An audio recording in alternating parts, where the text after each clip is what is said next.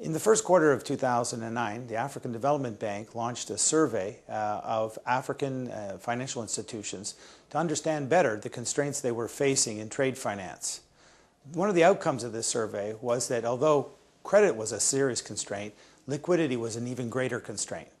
As a result of this, the African Development Bank and the International Finance Corporation, the IFC, have agreed to collaborate and to create a platform called the Global Trade Liquidity Program, the GTLP.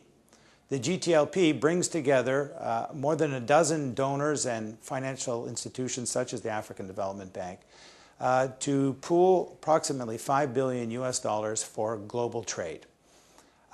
Approximately 30% of this $5 billion will be focused exclusively on Africa, and over the 3-year period that the GTLP is expected to be effective, we're expecting more than $15 billion worth of trade finance to be supported in Africa. The GTLP is just one of a number of different initiatives that the bank is undertaking under its trade finance initiative as part of the crisis response. The GTLP makes great sense for institutions like ours because we're able to leverage the skills and the capacity of existing infrastructure from institutions such as the IFC, who have developed a tremendous experience and capacity in the trade finance sector. One of the rationales for the African Development Bank to partner with the IFC in the GTLP is that by working together, the collective response for the financial crisis can be that much greater.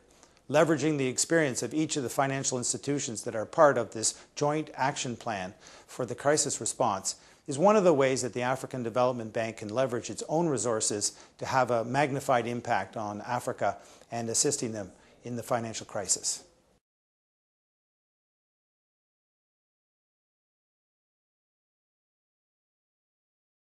Le programme global de liquidité pour le commerce extérieur, qu'on appellera GTLP, mettra en commun les ressources des institutions de développement, des institutions financières de développement international, comme la Banque mondiale, la Banque africaine de développement, pour financer le commerce extérieur, notamment en Afrique.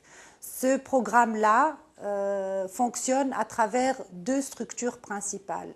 D'abord, la structure de partage de risques, où une banque internationale a un réseau assez étendu de banques, ce qu'on appelle émettrices locales, en Afrique notamment, et qui, avec le GTLP, financera ces banques-là pour que ces banques puissent financer un importateur ou un exportateur. Donc le GTLP mettra 40% des ressources de financement ou des besoins de financement des banques émettrices, et les banques utilisatrices, les banques internationales, mettront 60%.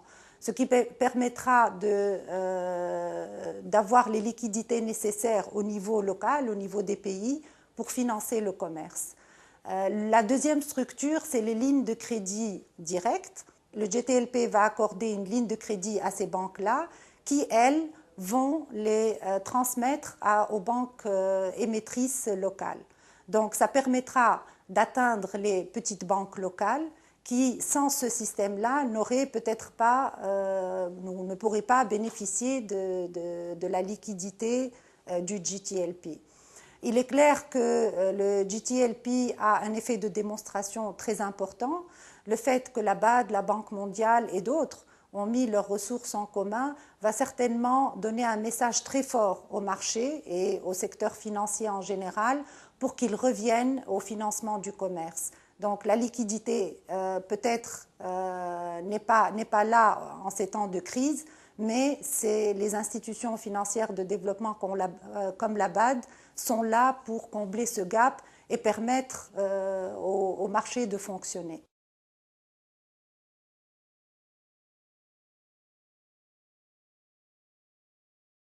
Donc le programme de liquidité pour le financement du commerce bénéficiera bien sûr les pays africains. Les pays africains qui sont clients de la banque, principalement les commerçants et les institutions financières africaines. À l'origine, ce programme est un programme global qui devrait concerner toutes les zones émergentes de la planète. Nous avons réussi avec nos partenaires et les autres donateurs à consacrer au sein de ce programme global un pool africain pour être sûr que la demande africaine soit traitée et soit traitée dans ce programme, soit par le programme direct de prêt direct, soit par le programme de participation au risque. Donc nous sommes confiants qu'il y aura une couverture assez large pour toute l'Afrique. J'aimerais ajouter aussi que ce programme 30% de l'argent qui aura été mobilisé dans ce programme sera destiné à l'Afrique, ce qui est non négligeable. L'Afrique sera un des plus grands bénéficiaires de ce programme-là et la Banque africaine sera le plus grand pourvoyeur de financement du commerce au sein de ce programme.